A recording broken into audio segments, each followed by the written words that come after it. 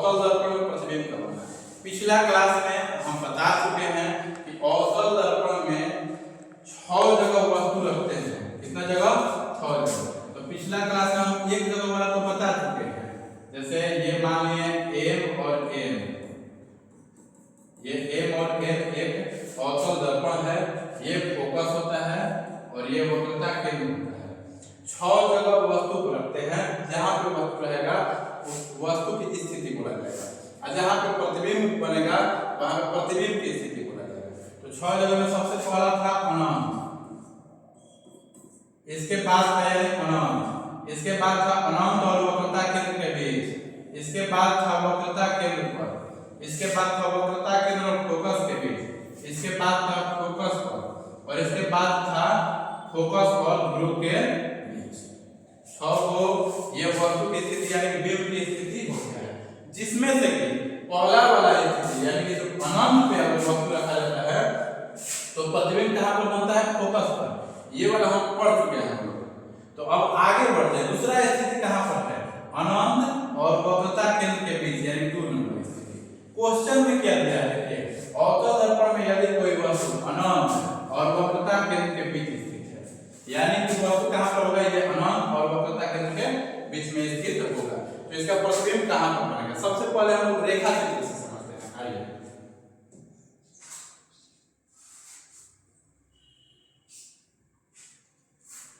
बनाते हैं एक अवतल दर्पण।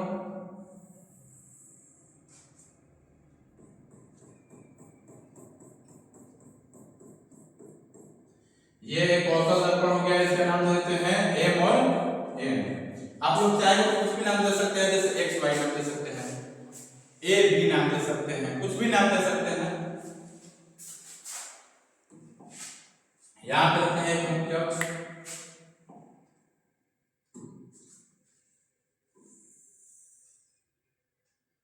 ये हो गया मुख्य अक्ष।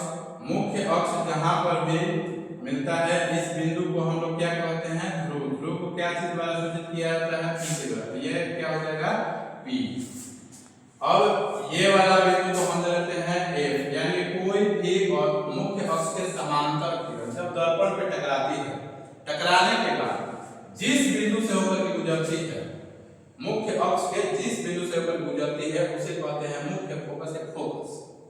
तो ये इसका नाम हम लोग देते हैं F।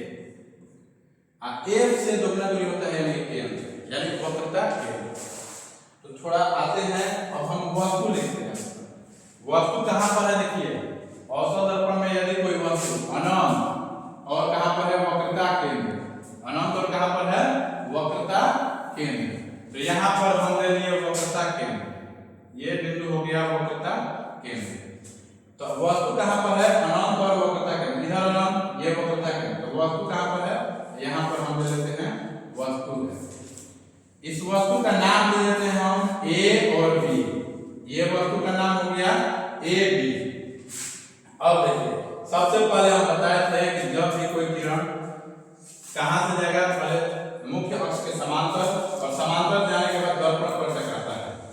ये यहां से गया किरण और दर्पण पर क्या होगा? टकराएगा। ये गया किरण और दर्पण पर टकरा गया। टकराने के बाद कहां से गुजरता है? पहले ही बता देते। टकराने के बाद जब भी मुख्य अक्ष के समांतर बनता है तो टकराने के बाद फोकस से होकर के गुजरेगा। तो ये कहां से जाएगा? फोकस से होकर के यहां से अब ये गुजरेगा। ये जो किरण है अब फोकस से होकर के गुजरेगा।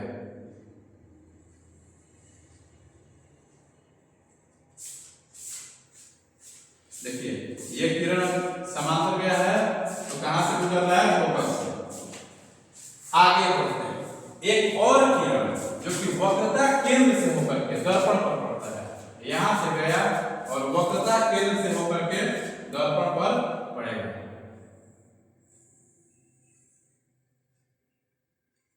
वक्रता केंद्र से कहां पर गया? ये दर्पण पर। अब इसमें थोड़ा सा देखिए, इसका कर्व होने का यहां पे जो किरण आ रहा है, जिस रास्ते से आया है उसी रास्ते में वापस चला गया। आकार देखिए इसके, अगर कोई चीज इस प्रकार से है तो जिस रास्ते से आया है कहां? इसी रास्ते में पुनः चला गया।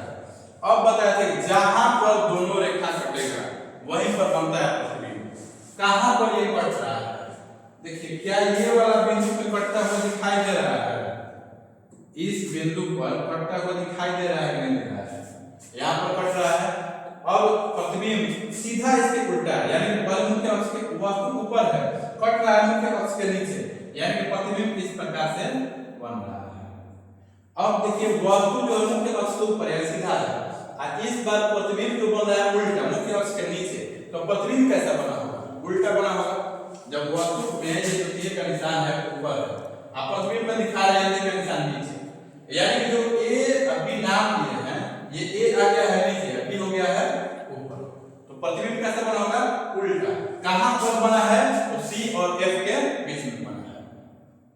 और ये भी पता है कि दर्पण के जो बायां साइड होता है ये बनता है वास्तविक, और दर्पण के दायां साइड, अवतल दर्पण की बात कर रहे हैं, दर्पण के दायां साइड पर बनेगा वो बनेगा काल्पनिक।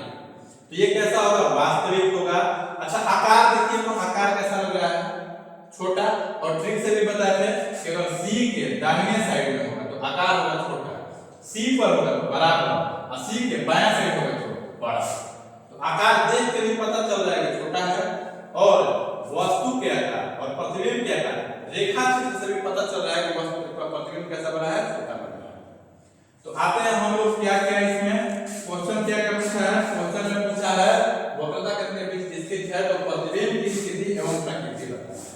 तो प्रतिबिंब देखिए कहां पर बना है, जहां पर बनेगा वही होता है प्रतिबिंब की स्थिति। तो प्रतिबिंब की स्थिति, प्रतिबिंब की स्थिति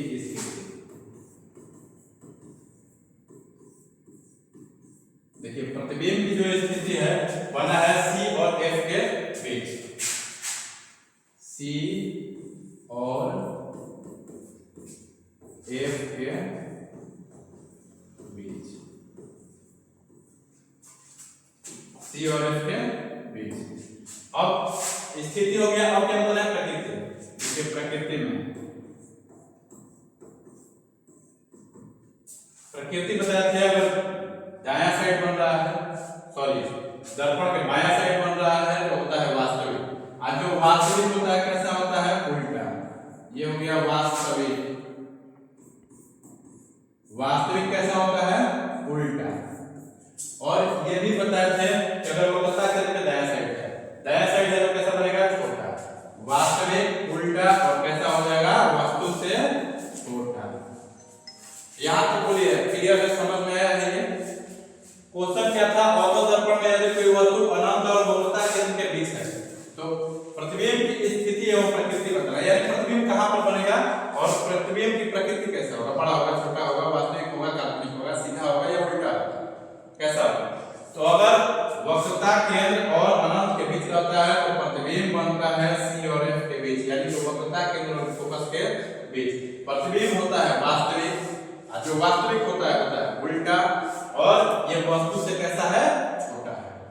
अब आगे वाले जो भी होगा, जैसे हम लोग आए हैं सी और एफ के, अनंत और सी के बीच वस्तु, अब अगला आएगा सी पर, तो सी पर जब वस्तु रखेंगे तो कहां पर प्रतिबिंब बनेगा, इसको हम लोग अगले वीडियो में पढ़ेंगे। अगर ये वीडियो आपको पसंद आया है तो चैनल को सब्सक्राइब करें, वीडियो को लाइक करें और अपने दोस्तों के पास शेयर करें। जय हिंद।